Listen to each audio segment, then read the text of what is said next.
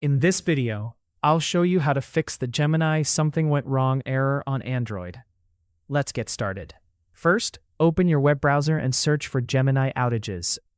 Open any outage tracking website and check if there are reported issues with Gemini servers. If the servers are down, you'll need to wait until the issue is resolved before the app starts working again. If there are no server problems, open the Google Play Store and search for Gemini. If an update is available, tap on Update and install the latest version. Next, press and hold the Gemini app icon and tap on App Info. From there, tap Force Stop and Confirm. Now tap on Storage and Cache, then select Clear Cache. This will remove temporary files that might be causing the issue. Go back and tap on Permissions. Make sure all necessary permissions are enabled for the app. After that, return to the Play Store and double-check that Gemini is fully updated.